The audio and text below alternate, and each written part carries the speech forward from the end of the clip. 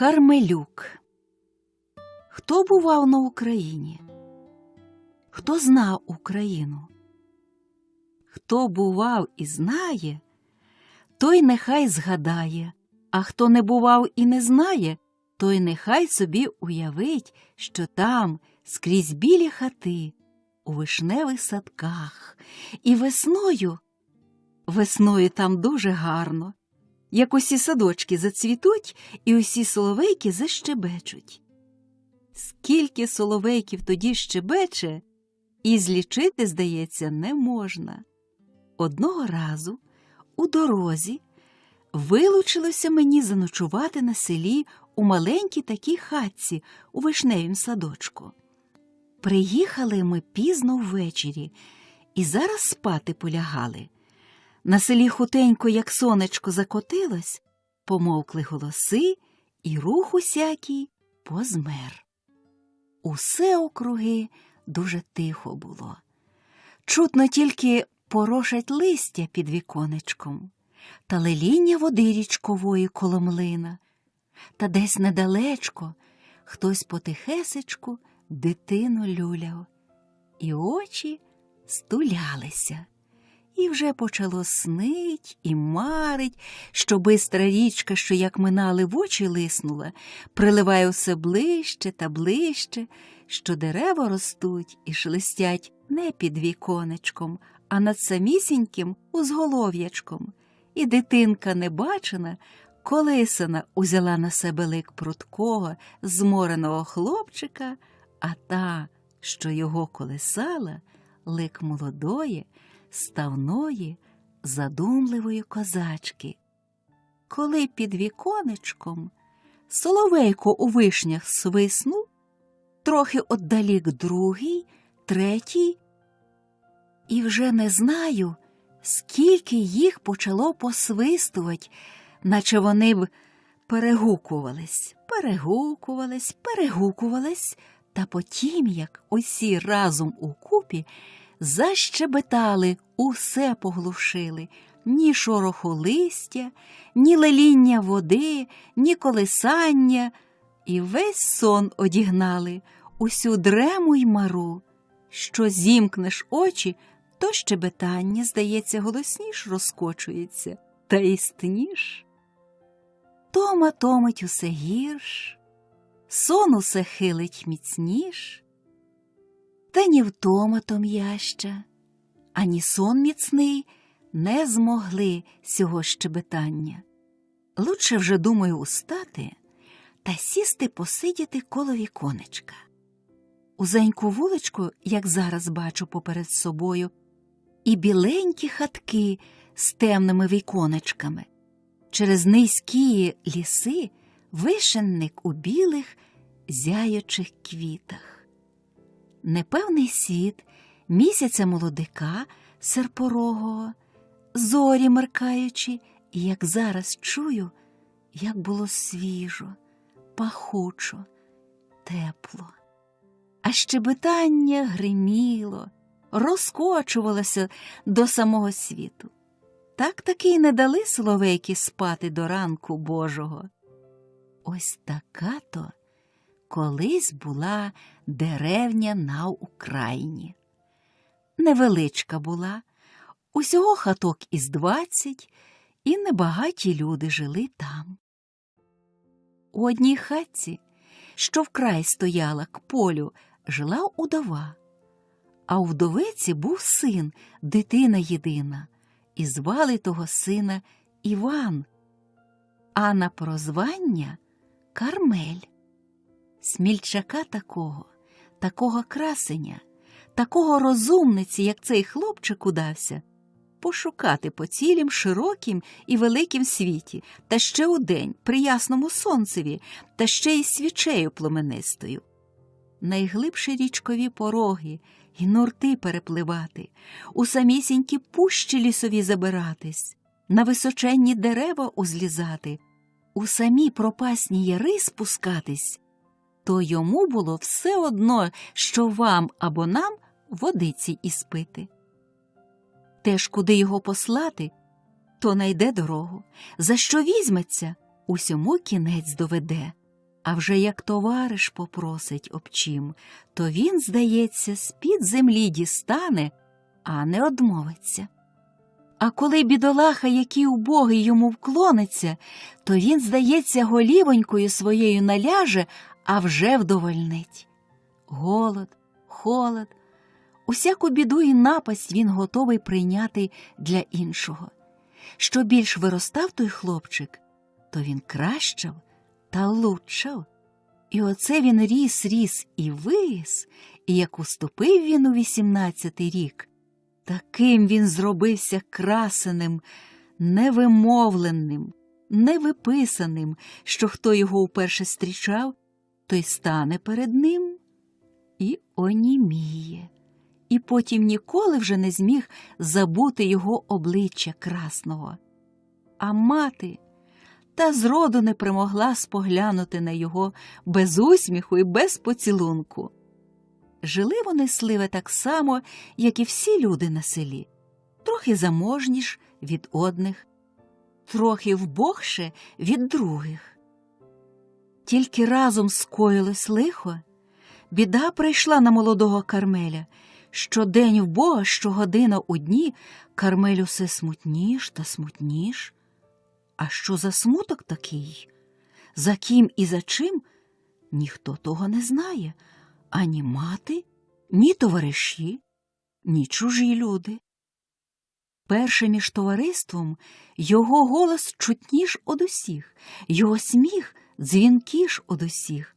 А тепер сміх його не розноситься, і голос його ледве почуєш. Та й його самого щось не видати стало, хіба випадком.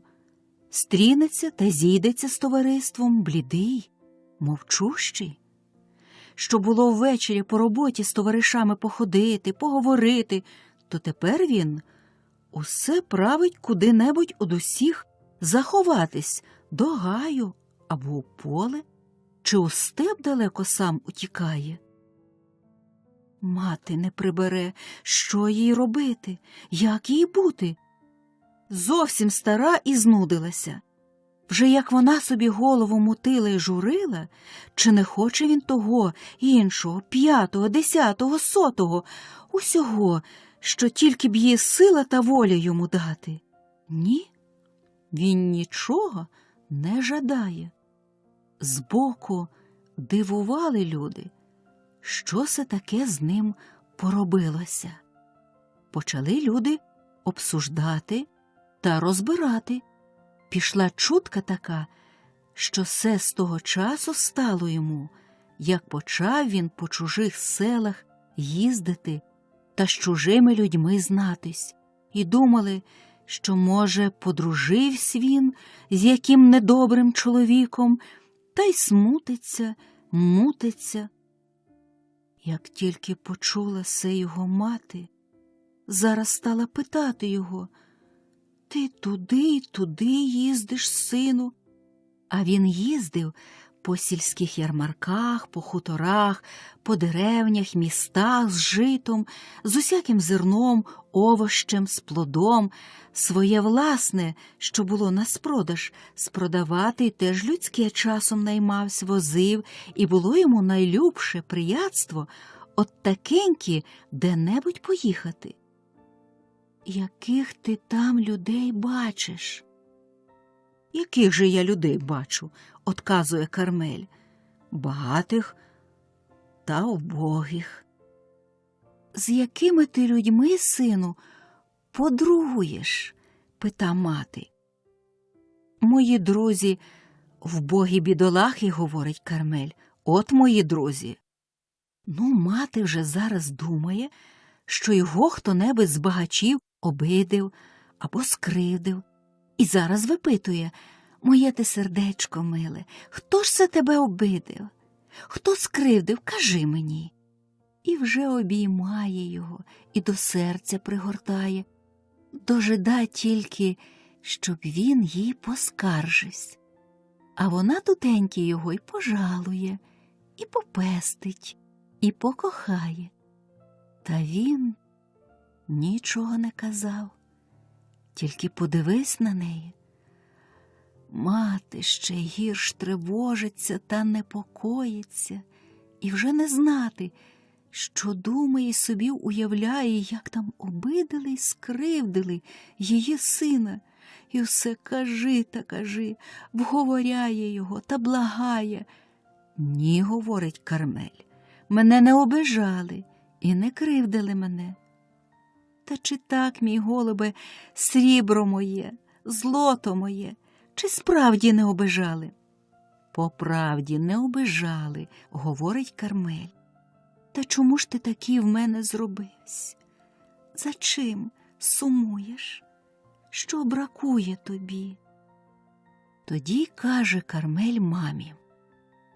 Скрізь, каже, скрізь, де я не піду, де не поїду, скрізь бачу вбогих людей, бідаків роботящих.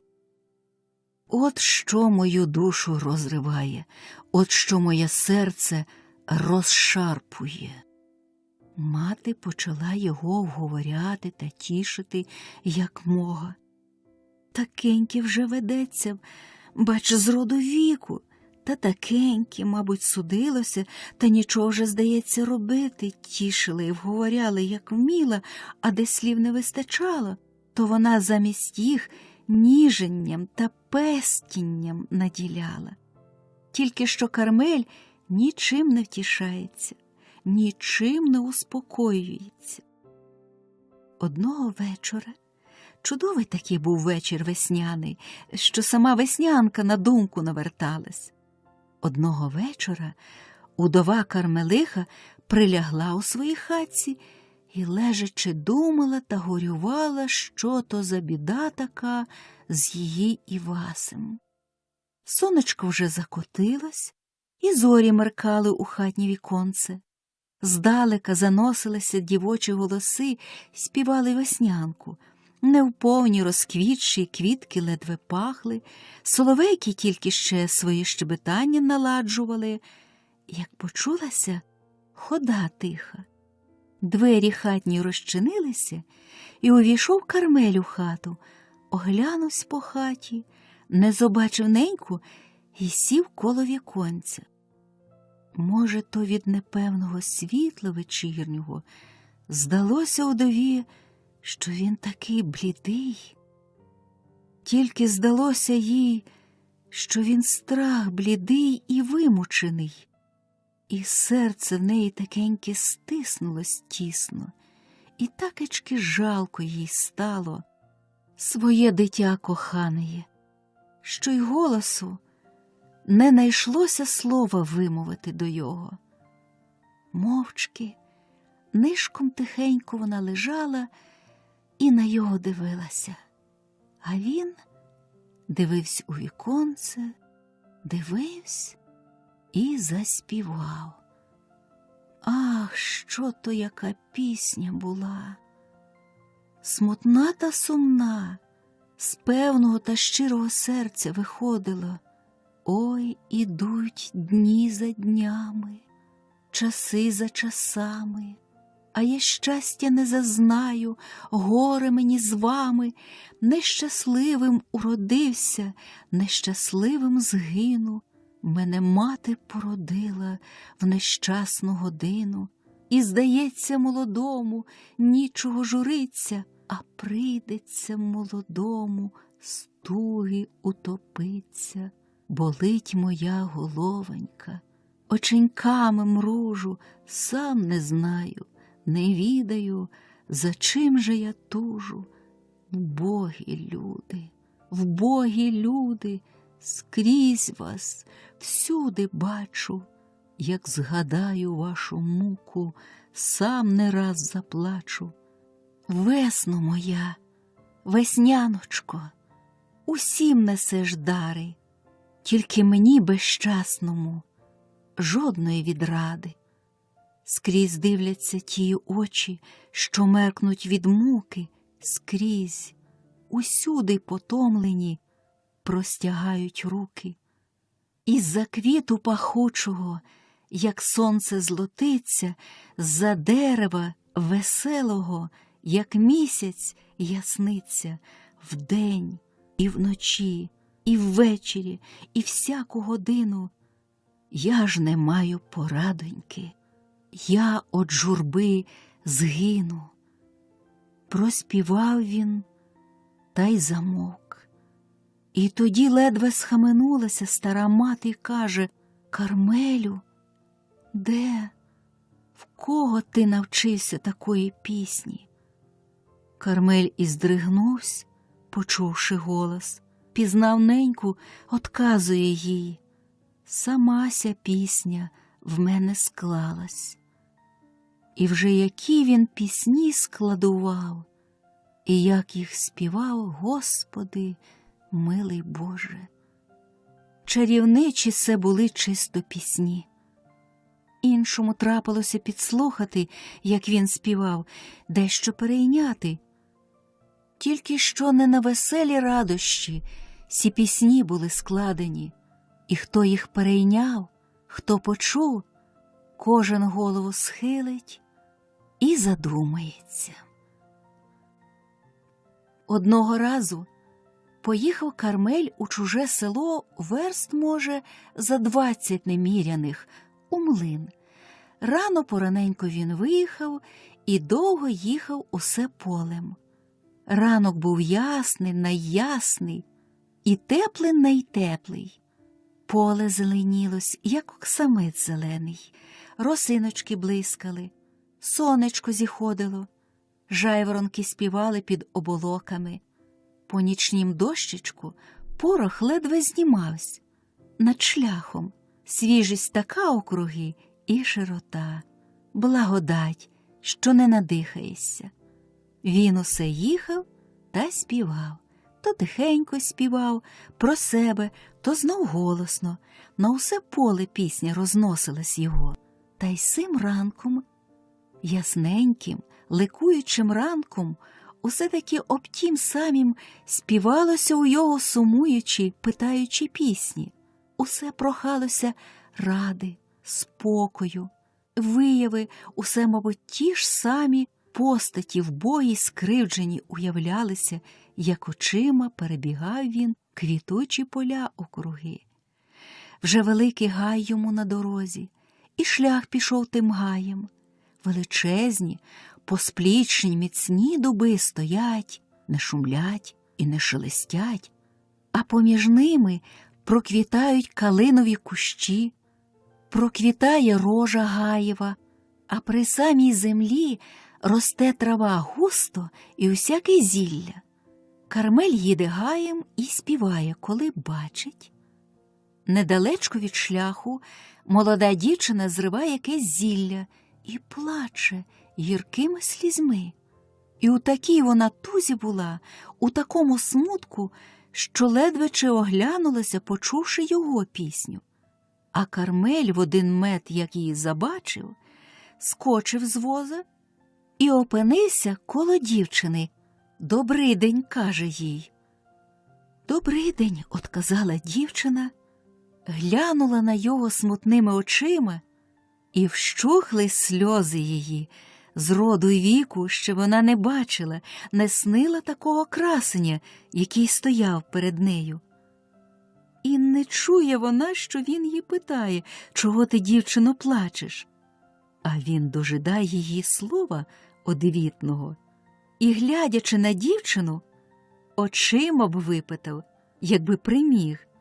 І бачить він, що се вбога і гірка дівчина.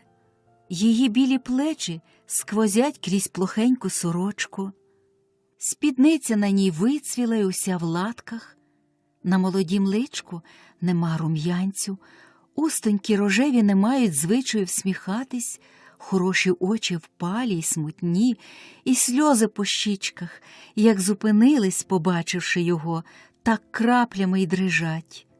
У руках дівчина держала зілля зібране. «Чого ти, дівчино, плачеш?» – спитав знов Кармель, і тоді дівчина дочула його питання, та хоч дочула вона, нічого не відказала, перестала дивитись на його, а утопила очі у гаєву гущу. Чия ти, дівчино? Де живеш? Пита Кармель. Я наймичка з Ланів. Служу там у хазяю, у книшів, отказала йому дівчина. Лихі, мабуть, люди ці книші, каже Кармель. Дівчина на сеє не отказала, почала зривати та збирати зілля. Кармель теж, поруч з нею йдучи, зілля зриває та дівчині подає, а дівчина бере. І усе Кармель питає її про життя та про биття. Та як став він говорити, якого важко у чужих людей жити, та якого сумно, почала тоді дівчина знов сильно й гірко плакати. Так сльози й ллються, так і котяться по личеньку біленькому. А Кармелю такеньки жаль дівчину, що хоче вмирати лягти. Не плач, говорить він до неї. Як же не плакати мені, отказала дівчина, самі сльози ллються. І довго лилися сльози перед Кармелем, наче солодко їй перед ним своє горе виплакати. Потім дівчина каже: час мені додому, хазяйка з зіллям дожида. 2 слізки остатні скотилися, рожеві устенька всміхнулися любо та смутно, хороші очі глянули ясно та щиро. Прощавайте, промовила дівчина. А Кармелю з нею прощаватися усе одно, що ніж гострий у серце, і просить він дівчину: сідай, дівчино, на мій віз, я підвезу тебе до Ланів, мені по дорозі. Зирк, а віз його далеченько, воли звернули вбік і пасуться. Кинувсь Кармель, вивів волів на шлях, посадив дівчину на віз, сам сів коло неї і поїхали. Їдуть вони, мовчать та думають, їдуть зеленим гаєм. Вони разом наче опинились у якимсь божім раї, в якимсь непевнім щастячку. На лиці живцем рум'янець зарум'янів, уста злегко розтулилися, немов серце міцніш б'ється. І здалося їм, що доїхали вони до села хутенько так, якби птах легкокрилий перепурхнув. Ось кінець гаю, видно убік село Лани. Велике, багате село, панський будинок з білого каменю стоїть, немов палац над усім селом, на узгір'ячку. Округи його квітники рябі, алеї темні. Пишний се був будинок, і вкинувся Кармелеві в вічі своєю пишнотою. Якась, наче хмара темна, повила його обличчя гарне. Ясні очі дівочі дивилися на Кармеля, і у той самий черк і собі посмутилися, і тихий голос поспитав його: «Чи ви знаєте сей будинок?» «Уперше бачу», – отказав Кармель. «Та багато-багато я бачив вже таких скрізь». Уїжджають вони у саме село Лани. Проїхали 3 вулиці, дівчина устала з воза, подякувала, попрощалася, пішла і зникла у заулочку, а Кармель далі поїхав. Їхав Кармель далі, та все тільки оглядавсь на село Лани, жаліючи, що вже попрощав з дівчиною та запевняючи себе, що знов з нею побачиться хутко. І до млина він приїхав, дівчина в його з думки не йшла. І почав він розпитувати мельника, мірошника, що то за такі люди-книші, і як вони живуть, і який в їх звичай. А мельник той був чоловік дуже понурий, дуже довгоосий і дуже високий, і балакати не любив, а ще гірш не любив розказувати. І від його Кармель не довідався без роду нічого коли б не було Мельникової дочки. Мельникова дочка любила балакати, а ще лучше любила вона розказувати, а ще лучше, мабуть, любила вона розпитувати. Вона ж то й почала була питаннями, та від Кармеля не промогла жодного пуття доброго допитатися. Як нарожденець нічого не відає, тільки повертає очі до світу і ручиці простягає до світу, так само Кармель не турав ні про що, тільки усе питав про своє. Вбачаючи те, Мельникова дочка покинула сама питати та почала оповідати. Маненька вона була, пруткенька, немов пташка, та жодна пташка, мабуть, не нащебече у годину такого, як вона нащебетала Кармелеві. Хутко довідався від неї Кармель, що книж з книшихою багаті люди, що в їх 7 пар волів, держать вони 2 корови, і пшениця у їх цього року гарно зійшла. І той рік теж усе поле в їх вродило, що дочка в їх заміж пішла теж забагатого і носить золоті очіпки, що в старих книшів наймичка служить Маруся, сирота, нема ані родини, ані дружини, і що мала плата Марусі і важка праця. Може, довгенько б ще Мельникова дочка щебетала, коли б Кармель хоч врем'ям словечко було промовив. Він сидів, як німий перед нею, і Мельникова дочка знудилася б з тим безмовним гостем, мабуть, на кінці, бо покинула балакати, узяла шитво своє, сіла отдалік і заспівала. Пісня дзвінко співалася, шитво хутенько шилося. Понурий мельник, стоячи у дверях у млині, дивлячись та слухаючи, подумав: нема в світі нічого такого недбайливого, веселого, як ті дурні молоденькі дівчата. Та ще не виявив світ нічого такого хитливого, бач, очима раз у раз зиркає у воду, не може на себе надивитися, хвастлива. Мельникова дочка справді частенько зазирала у воду. В ній відкидалося її личенько смугляве та рум'яне з блискучими оченятами. Та може, що вона й не одним своїм личеньком любувала, бо окрім його, вода віддавала весь зелений покіт з гір'я, на котрім вона сиділа, старі дуби, котрим мельник ціни не складав, козака, що задумався, замислився і, здається, забув увесь світ і все у світі. Так, може, не одним своїм личеньком любувала Мельникова дочка. Та Мельник був, як вже сказано, чоловік понурий. Не можна його було нічим урезонити, і з того часу, як він, поховавши жінку, отшукав у неї 7 дзеркальців. Яких вже смирних і пісних жінок і дівчат він зустрічав на віку, так не помоглося. Зосталося таке в його переконання, що кожнісінька вдивляється у 7 аж дзеркальців. І зосталося те переконання, немов гвоздем вбите. А Мельникова дочка... Та Мельникова дочка бувай здорова.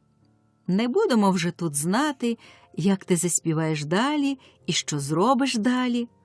Мельник кличе Кармеля, от складають муку на віз, іде розплата, і Кармель їде додому.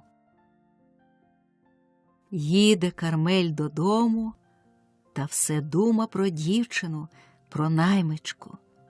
Мина село Лани вже так потихеньку, наче б не дуже обвіз, а очі то як розбігаються на всі боки. Та ніхто не показався на улиці, і аж до самого ранку до Господи зітхав Кармель. Дівчина з ума не йде. Перебув день Кармель своїми думками важко і солодко. Перебув другий день ще важче, ще солодше. Перебув третій день, зовсім вже не сила. Голова горить, серденько кипить, тіло болить. Ще ледве перемігся він до півдня, а там запріг та й поїхав у село Лани. Він не знав, не бачив, як переїхав чистим полем, як проминув темним гаєм, тільки все поганяв та й поганяв, бо поле, здавалось йому, розбігалося усе ширше та далі. Гай усе розроставсь довший та непроглядній. Приїхав таки у Лани. Приїхав. Тихий вечір, сонце низенько. На селі пусто, ще люди з роботи не повернулися, тільки зустрічалися на вулиці діти, що бавились та грались. Та й наймички дві пішли по воду. Вийде і вона, подумав собі Кармель, і повернув коня до ріки і став на березі дожидати. І вона уявилася з відрами, і вона прийшла. Кармель охнути б тоді не зміг, такечки дух йому зайняло. А дівчина, побачивши його, узялась рожевим рум'янцем, мов огнем і полум'ям. Нікого не було над рікою, тільки вони самі, двойко. «Ти підеш за мене, дівчино кохана?» – питає Кармель. А вона йому отказала: «Я твоя». Посідали вони поруч над рікою на зеленім низенькім березі. І просиділи вони так укупі аж до зірок ясненьких. І не чула того вечора Маруся, наймичка, як хазяйка сварилася на неї за гаяння, як дорікала й докоряла. І не доходило їй аніщо гірке до серденька, що трепехалося з розкоші любої та нової. Як полягали усі спати, сиділа Маруся край віконця, дивилася на зорі блискучі, на небо прозоре. І їхав Кармель додому помалу, і теж дивився на зорі блискучі, на небо прозоре. Такенькі дивляться у небо ті люди, що вони дуже кохають на землі. Говорить Кармель до своєї неньки: «Хочу я, нене, одружитися, хочу взяти за себе наймичку, Марусю». Мати почала його вговоряти і прохати: «Не женися ти, мій соколе, на тій Марусі, не бери, мій сину, наймичку, візьми ти краще багату жінку». «Нене», промовив Кармель, а сам так увесь і затрусився, і затрепехався. «Чи ж ти мені не рідна мати?» Старенька злякалась його обличчя й виду. «Оженися, любенький, оженися з нею. Коли вже вона тобі така мила, то й мені буде дорогою невісткою». І оженивсь Кармель з наймичкою Марусею. Перший рік, одружившись, Кармель був зовсім поправився. Суму того не було й віди. Жінка в його пишнілась, як пишна роза, а жили вони з нею, як риба з водою. Народилася дочка в їх, усе в Господі велося добре, і стара Кармелиха казала, дякуючи Господові, що кращої вже долі ні діткам, ані собі не жадає вона. Коли оце знов засумував Кармель. Засумував та й засумував.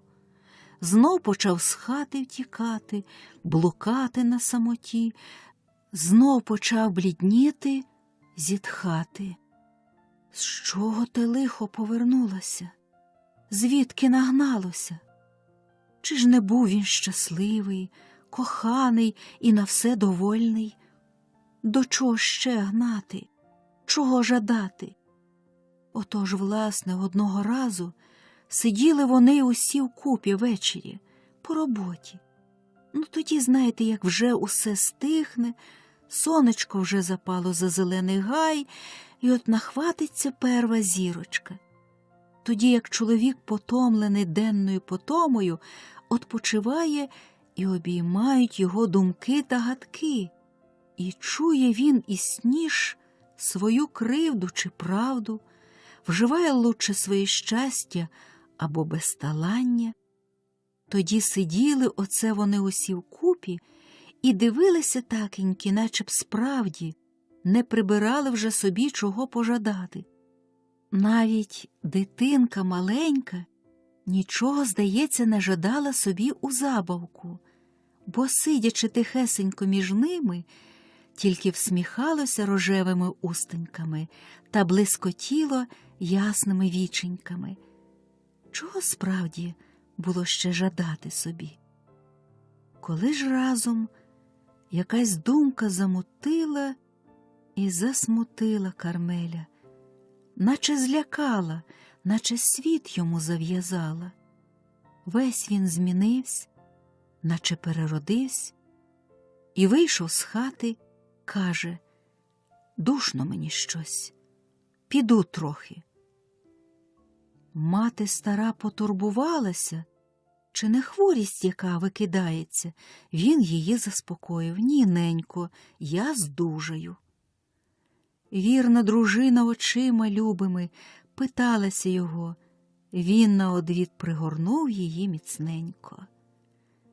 Пізно повернувся він до хати своєї. Вже й місяць, і зорі сяяли в небі, усе село поснуло. Спала дочка його маленька, спала стара мати. Не заснула тільки молодая його дружина. Вона стояла на хатньому порозі і дожидала, виглядала його. Стріла пригорнулася, наче б запиталася, чи не треба її життя або смерті, її напасті чи розкоші. «Марусе, кохана», – каже він, пригортаючи її, «Марусе, кохана, я не зношу людського лиха й вбожества. Я мушу тому запобігти, я хочу поправити се биття». Та й став думати, думати та гадати, гадати та тужити. Стара мати кидається тудою, сюдою, шукає ліків, з усіма радиться та плаче, біжить оце до лікарки, то знов поспішається до знахарки. Син в'яне, син нудиться.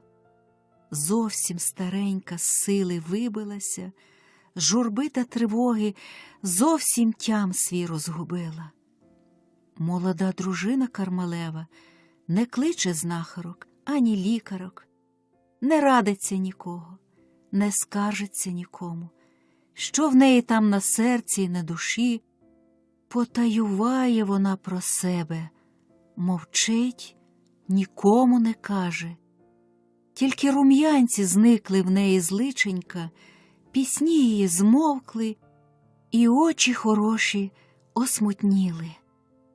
Подумати б людям, що в Кармеля з жінкою щось негаразд, так ні ж бо, глянути на їх, то й сліпі ж зобачать, яке вірне, незмінне тут кохання, яка поради і приязнь добра.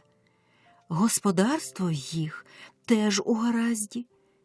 І балакали люди добрі про Кармеля, що зовсім він щасливий чоловік. Чого б то ще йому треба? Усім його Бог втішив, усім одарив. Чого б то справді ще треба?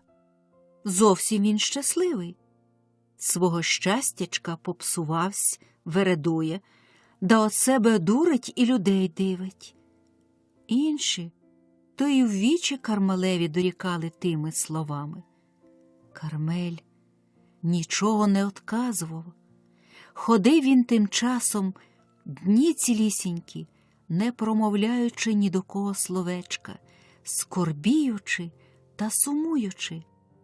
А часом несподівано чувсь його голос, пісня, немов клич який. Кажуть люди, що щасливий, я з того сміюся, бо не знають, як я часом сльозами заллюся.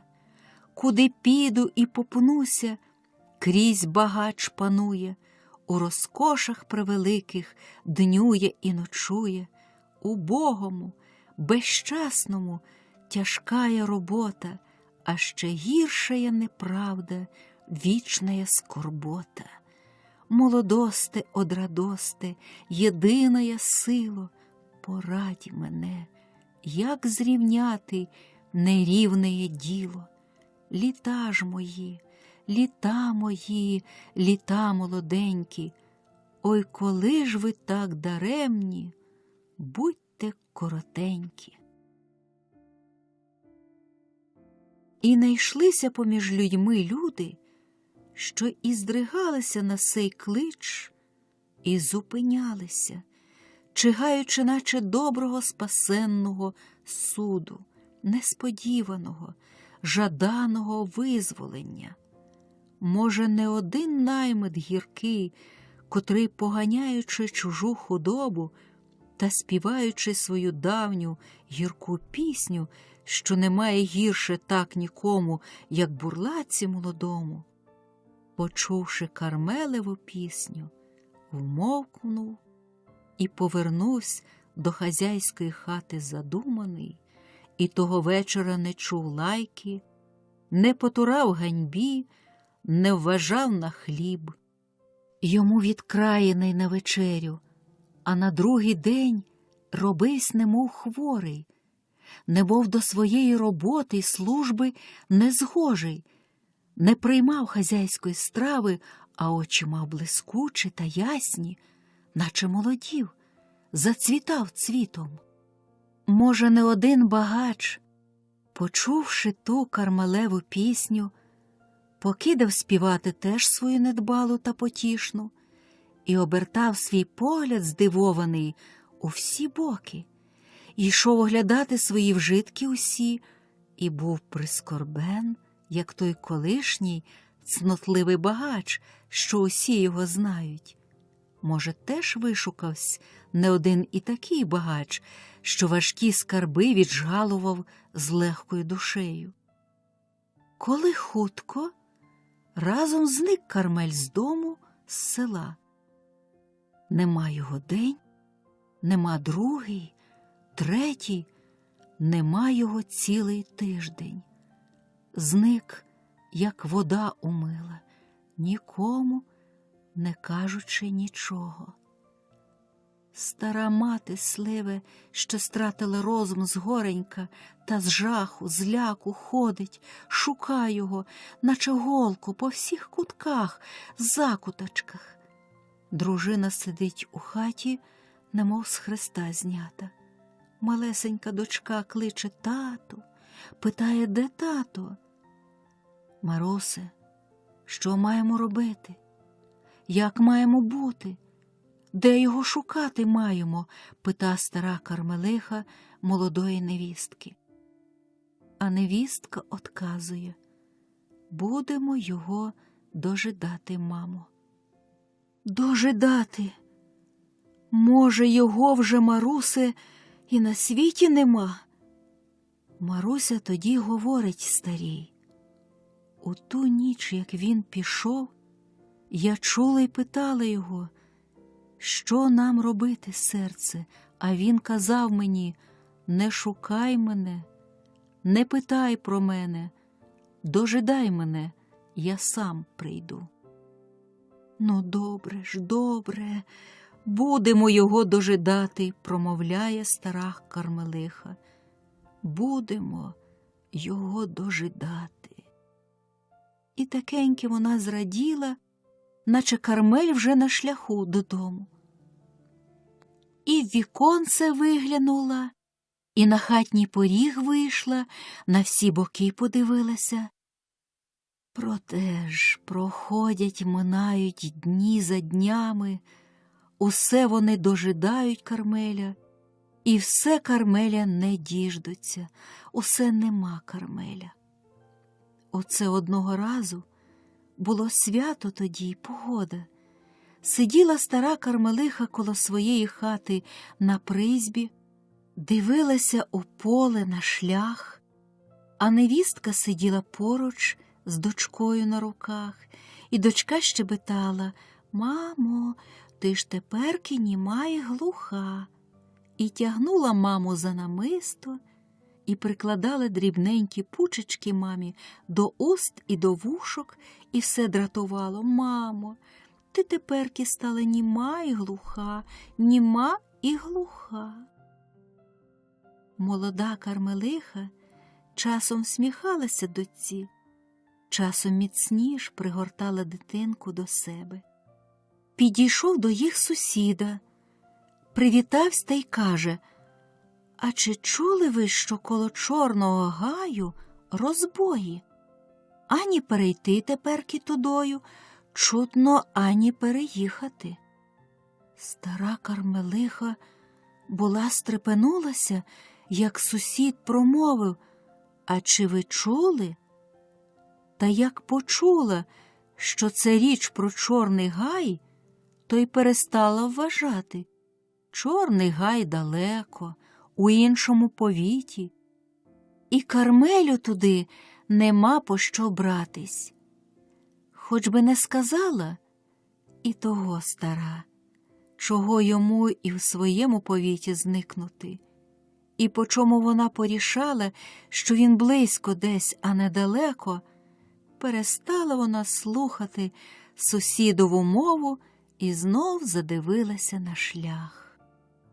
Смутні ж хороші очі молодої Кармелихи не однімалися, не відривалися від сусіди, і пильно-пильненько вона його мову прислухала. А сусіда розказує, от розказує, крамарів розбили, панів розбили. Тільки що є тут диво? Яке диво? Спитала молода Кармелиха. А таке диво, говорить сусіда, і сідає на призьбі коло неї. Таке диво, що нікого там не ріжуть, ані забивають, тільки обберуть та й пустять на волю, коли ти багач. А забачать ти вбогий, бідний чоловік, так іди собі цілий, як був, і пучкою до тебе не доторкнуться. От, кажуть, їхав один бідолаха, стрівся з ними, молодцями, та й засміявсь. «Не боюсь я вас, – каже, – пани мої молодці. Голому розбій не страшний, і життя не дуже його дороге, оцінне. Коли забить, то бийте, а ні, то пускайте. Мені нема часу стоять, треба їхать, хазяїн дожидає, буде лаяти». Тоді, кажуть, виявився старший, їх отаман, і кинув йому капшук грошей, і промовив: «Їдь собі, друже». І сам, і усі його молодці зникли у пущі. А той бідолаха зовсім оторопів від такого доброго дива. І додому приїхав сам не при собі, і привіз капшук грошей, саме що найчистіше срібло.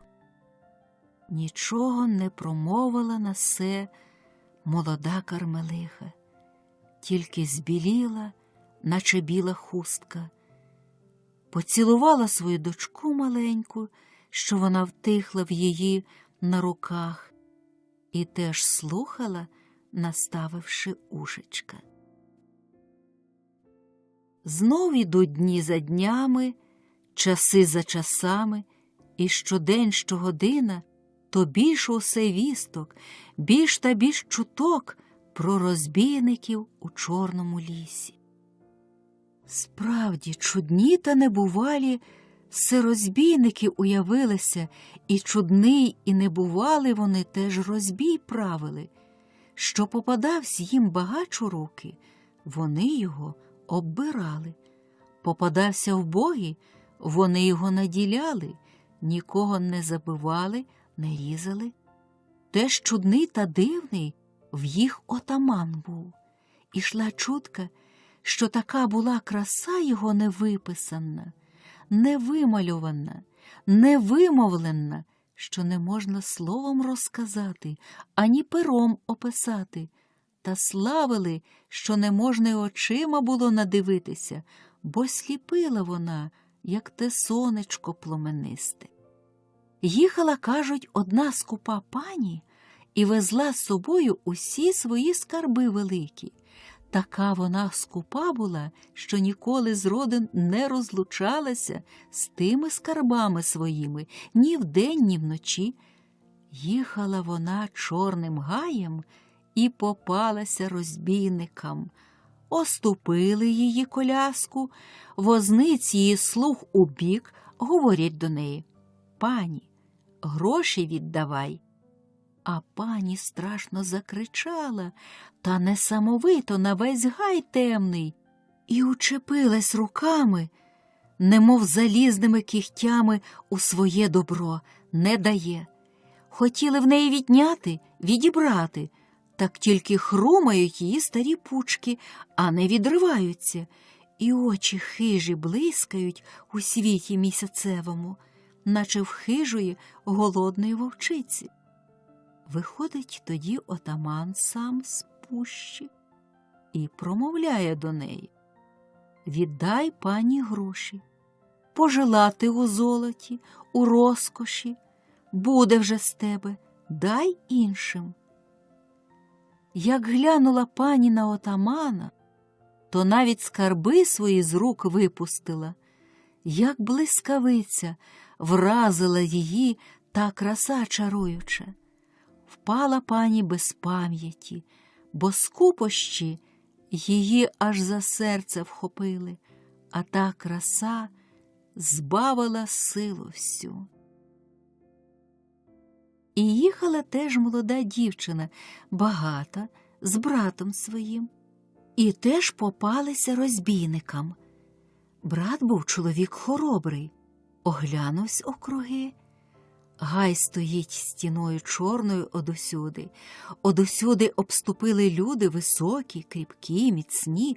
Бачить він негарне діло, а таки дума собі: спробую одбитися. «Сиди тихенько, сестро», – каже сестрі, – «не бійся». І, обертаючись до розбійників, говорить: «Пропустіть, люди добрі». А вони йому на теє: «Давай гроші, багачу. Сестра вже чи жива, чи мертва сидить». «Нема в мене про вас грошей», – отказує брат. «Давай, бо поволі, а то візьмемо силоміць». Грозять вони йому і ближче підступають. Сестра заплакала, закричала, затулилась руками. І чує вона поміж гомоном, говіркою та сваркою, чийсь голос її вговоряє: «Не плач, дівчино, і не бійсь». Хутенько відняла вона руки від личка і глянула, хто поперед нею стоїть. І вже до віку з пам'яті в неї не вийшла та краса чудова. Страх її і жах минувсь увесь.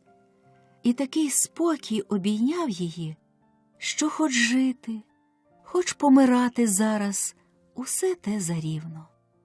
Вона склала руки, дивилася та слухала. Одібрали гроші в брата та й пустили їх. Багато убогих бідолахів у світі нищить голод і холод. Пам'ятайте, промовив той самий голос, що вговоряв дівчину: «Не плач, не бійся», отаманів голос. Ніхто в дівчини не зняв з шиї доброго намиста з дукачами. вона сама зняла його і кинула отаманові під ноги, і чула від його: «Спасибі, дівчино». З того часу все для дівчини якось наче помарніло й пов'яло, і місця, і обличчя всі поробилися без цвіту й без квіту наче. Каже дівчина отцю й ненці: «Тату, мамо, піду я в монастир».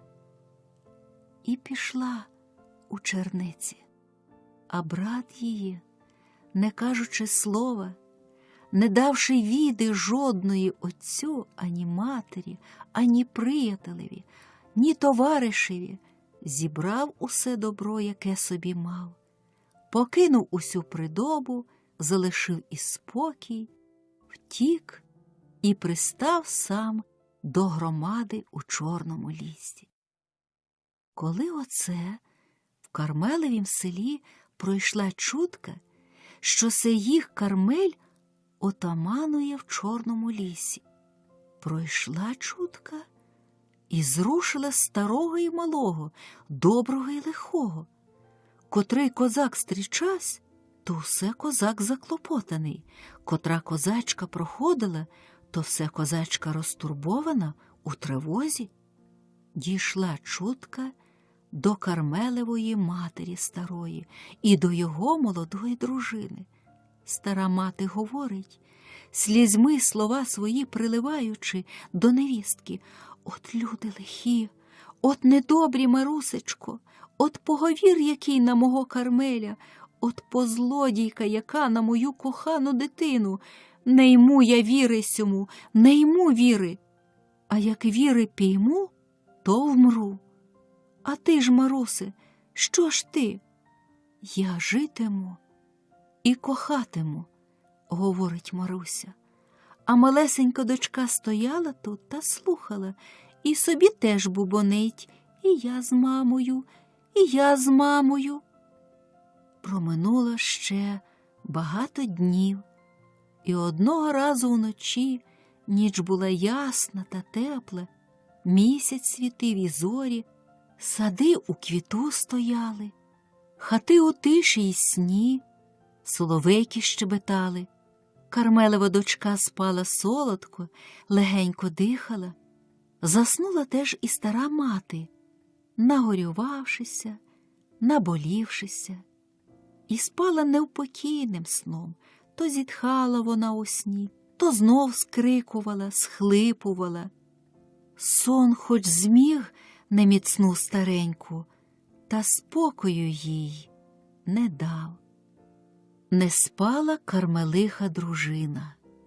Вже багато ночей вона не спить. І багато, мабуть, ще не спатиме, бо вона молода і кріпка, а щодень, щогодина її тугу прибільшує. Не спала вона й думала об тім, кого вона кохала. Коли слишить, тихенько-тихенько відчиняються двері, бачить вона, вступає він і чує його у своїх рученьках. І не знала вона, чи стемнів тоді світ Божий, чи засяв, чи то була розкіш, чи біль. І як вже схаменулася вона у садку і бачила округи себе пахучі квіти, ясний місяць і зорі, і тоді ще довго-довго вона нічого не розуміла, не знала тільки теє, що вона у його на руках, що він тут, коло неї. І все вона дивилася на його, і потроху опам'ятовувалася. І почали вони розмовляти потиху, повірну, і цілісіньку ніченьку розмовляли.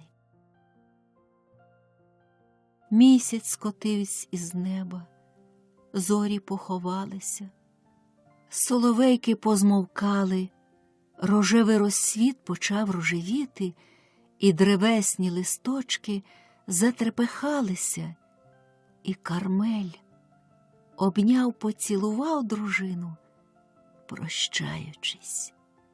І пішли вони разом обойко полем, шляхом, до долини за селом. У долині 3 коні паслося, вороних, і 2 товариша дожидали, палючи люльки.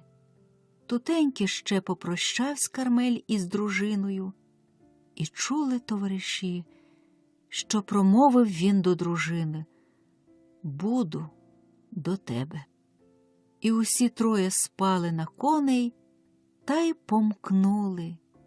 Тільки іскра з-під копит кінських сипнула, та й з очей зникли.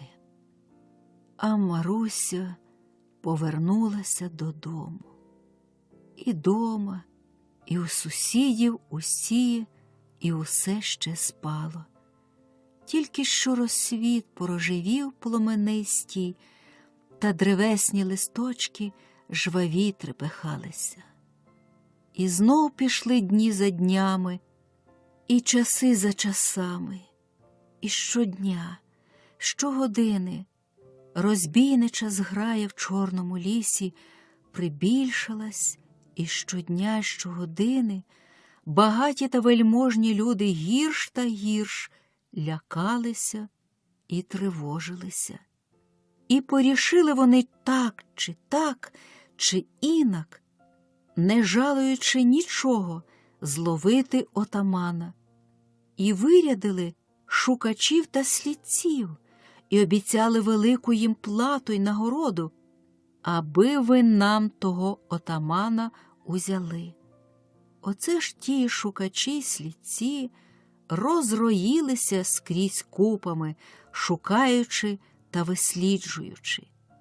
Проте час минав, а отамана усе не примогли ще піймати. Не раз розбігалася чутка: зловили отамана.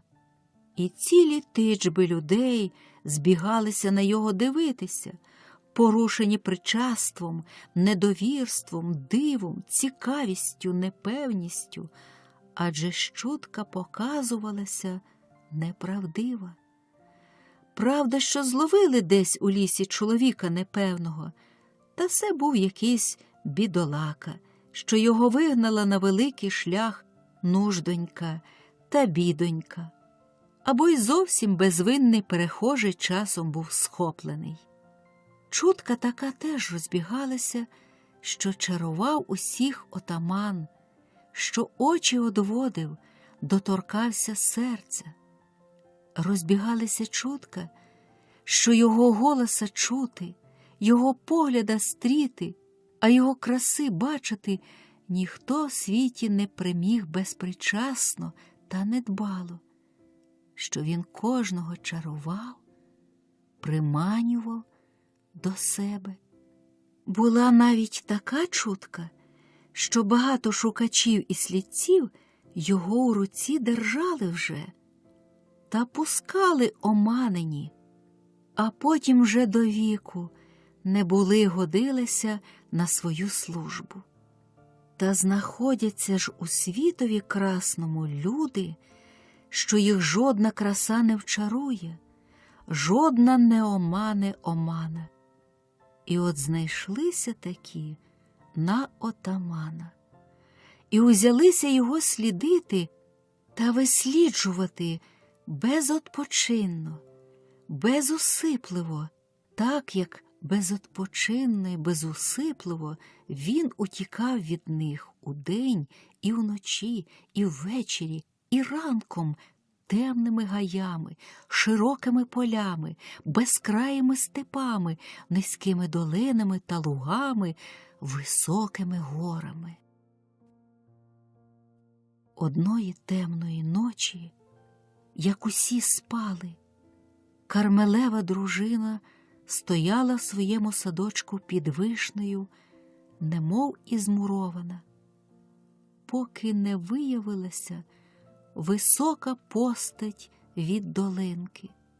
Тоді вона кинулася назустріч, як душа до раю, до свого Кармеля.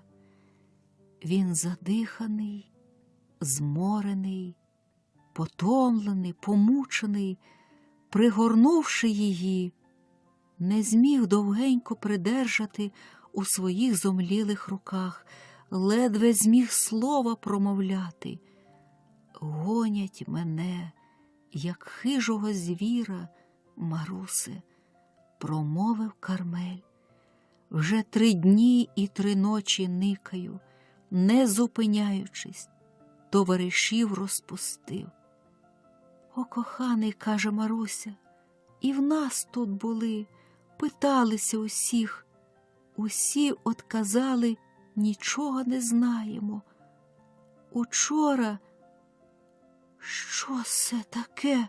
– спитала вона, змираючи, бо тоді саме щось стукнуло й грюкнуло десь, і хата всвітилася ясно світлом, у хаті говірка голосна почулася, склики й скарги, і близенько коло їх у садку голоси і люди з усіх боків. «Держи, лови, маємо, держимо», розносилося по тихій погоді уночі. Схопили Кармеля. «Марусе», – промовив він хутенько й тихенько, – «кажи, що нічого не знаєш. Чуєш мене, Маруся?» «Чую», – отказала Маруся. Стара мати прибігла з плачем, питаючи, чи цьому правда, благаючи, щоб відпустили сина її єдиного, побиваючись, що беруть. Маленька дочка прокинулася і, як була у сорочиці, розхристана, кинулася до тата, вхопилася за його рученятами.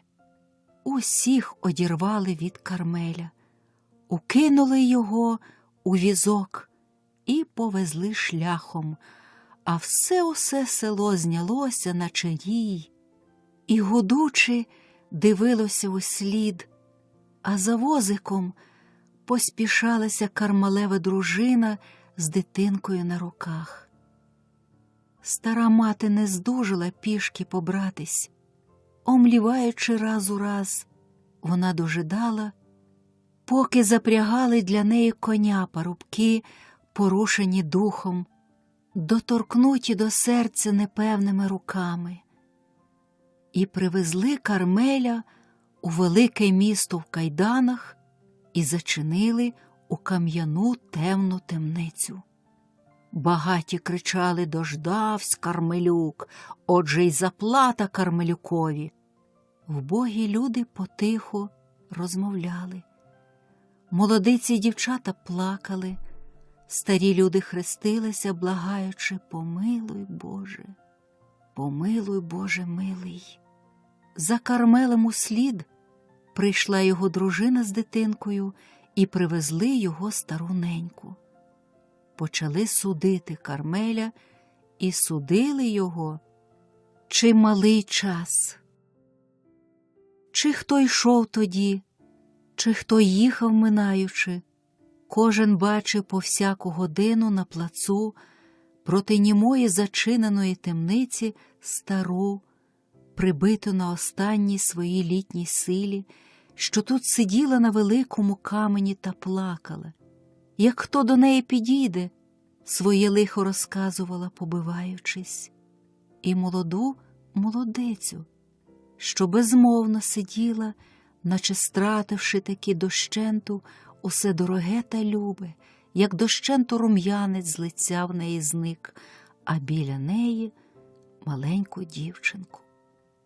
Ніколи не бачили, щоб ця дівчинка гралася або пустувала, або опинилася на вулиці прилеглій, і де видко було, спродавалися ласощі іграшки – ніколи.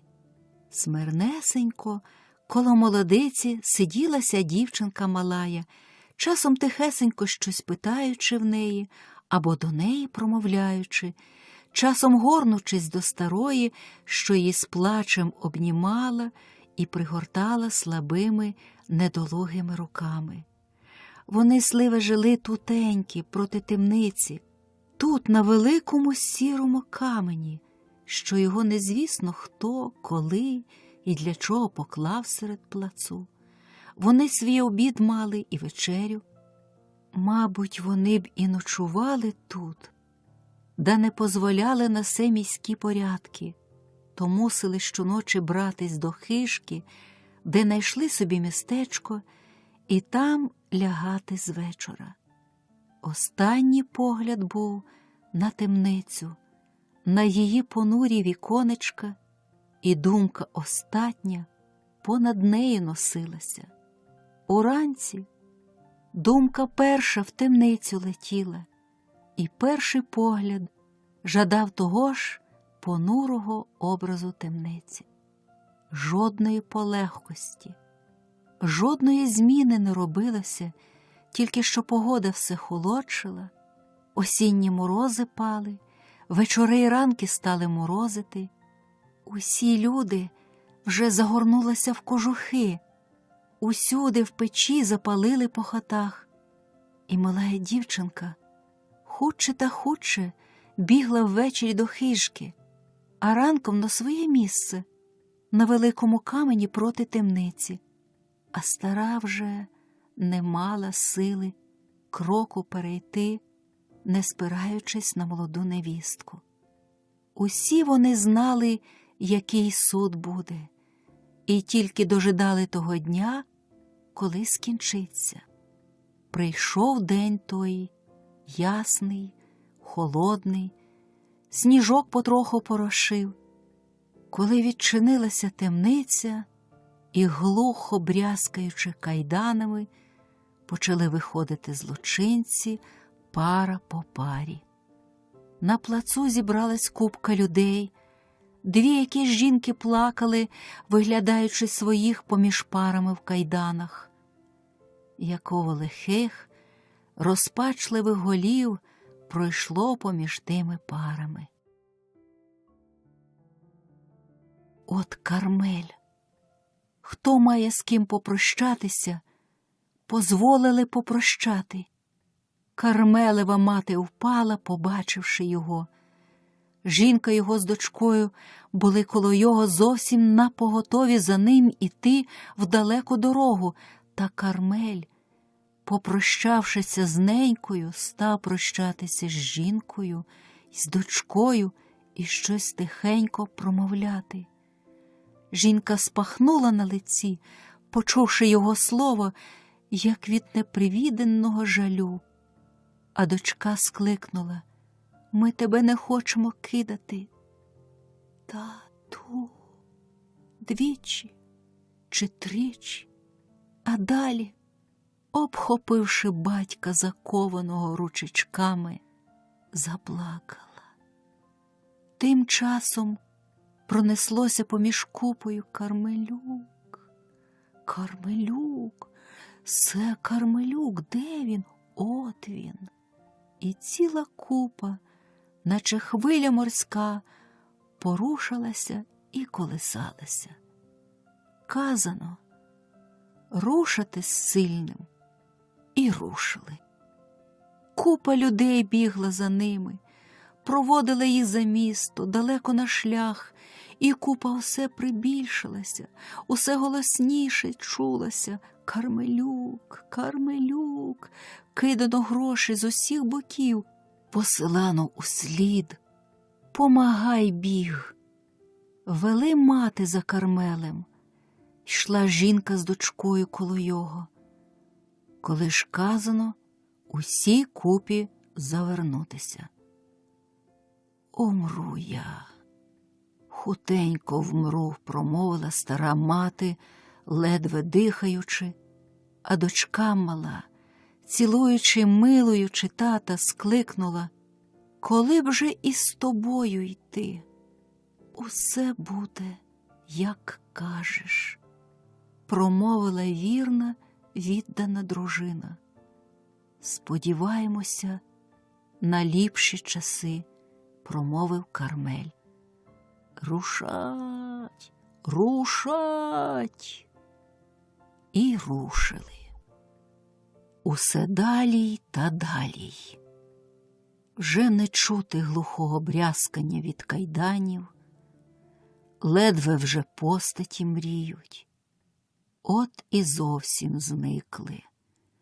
Тільки дерева при шляху вирізувалися на ясному небові, з того краю, кудоє зникли. Стару матір вели люди. Молода жінка несла дочку плачучу. Купа уся посувала, жалкуючи, судячи та радячи. Того ж дня виїхав возик з міста у Кармелеве село і повіз туди додому його сім'ю. Знов засвітилося в його хаті ввечері, і всі там, сумуючи, не розлучалися з ним у думці. Проводили його душею незнакомим шляхом у незнану ссилку. Минув рік потому.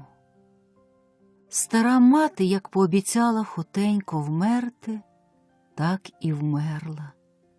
І навесні її могилка вже травою заросла густо й високо. У хаті жила Кармелева дружина з дочкою.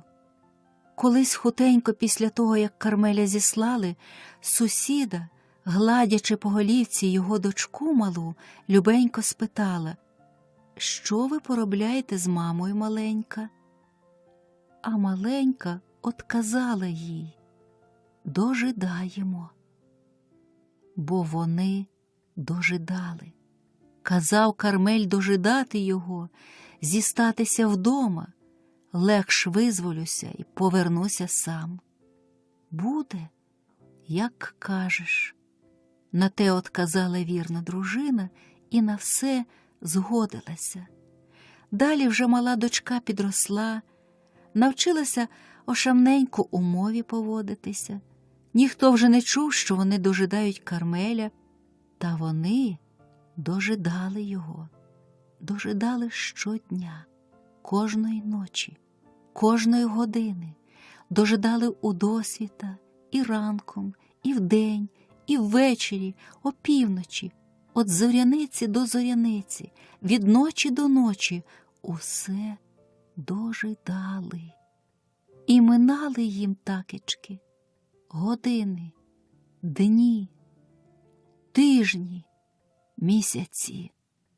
Удень праця, робота, клопіт, і все тая сподіванка й дожидання. Ввечері відпочинок, і все тая сподіванка і дожидання.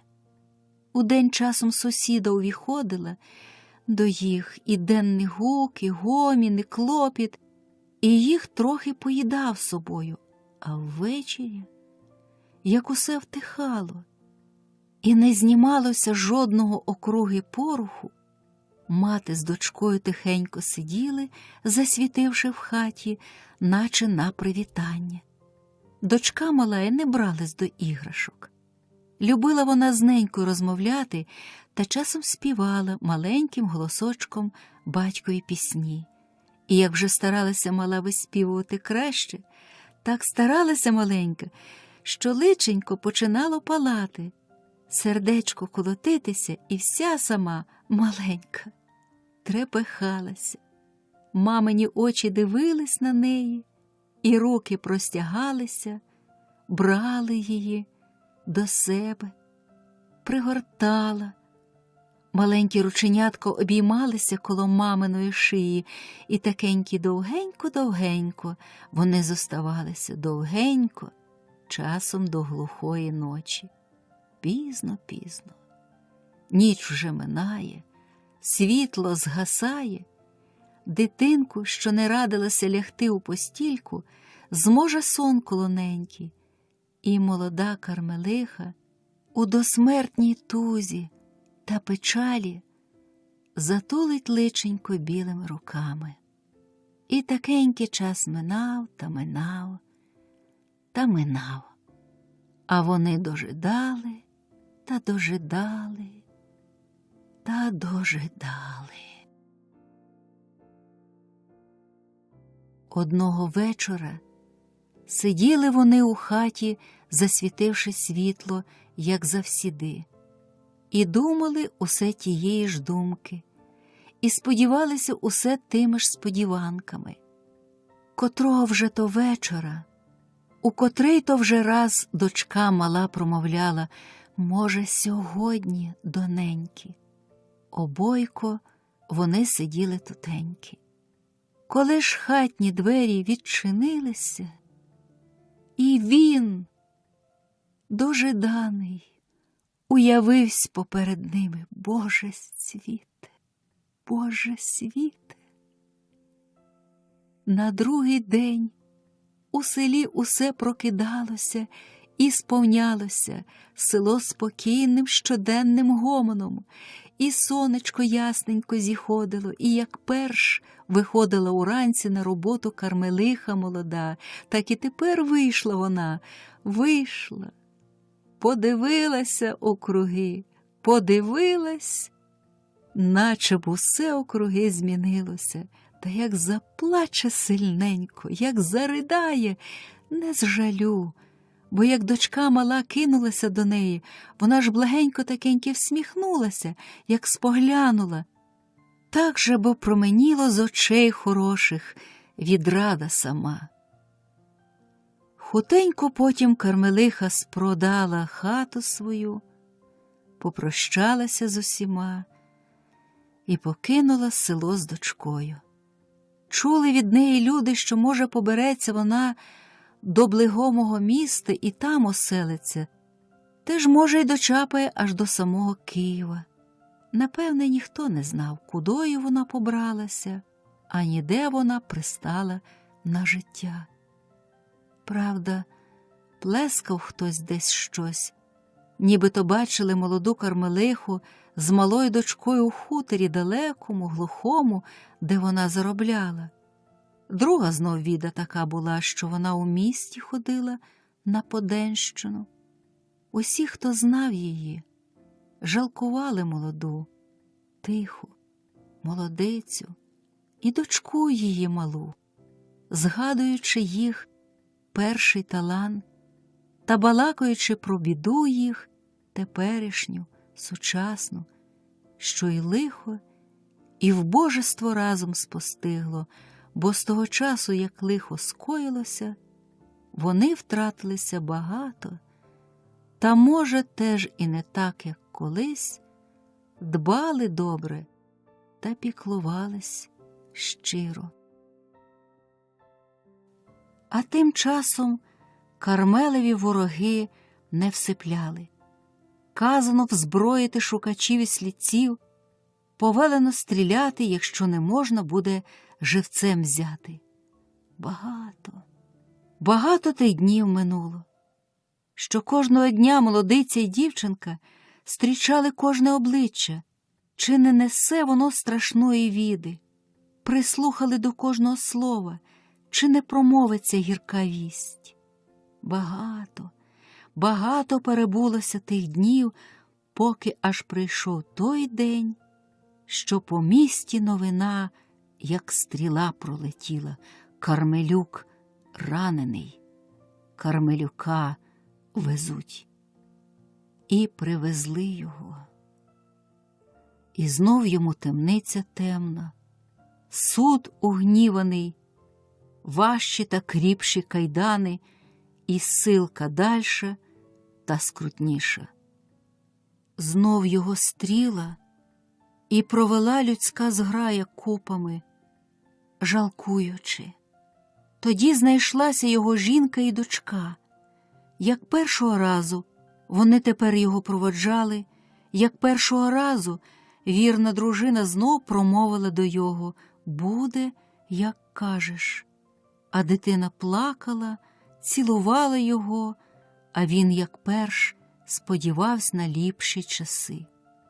Знов казано з сильним рушати, і рушили. І зник він знов з очей, як і перш, тільки дерева при шляху вирізувалися на ясному небові з того краю. Його гнали все далі та далі, а вони, зоставшися, тяжче та тяжче заробляли та дожидали. І зникли вони усі. Востаннє бачили люди молодицю з дівчинкою тоді, як востаннє чутка була розбіглася, що Кармелюк визволився, повернувся. Чутка та пропала. І Кармелюка, ані дружини його, ані дитини вже не знайшлося повік. Де вони поділися, як загинули? Не зна ніхто й досі. Зникли вони і згинули, як багато дечого зникає та страчується доброго і лихого, благого і злого, кохання й ненависть, сила і слава. Тільки де-не-де зостається пам'ять живлюща.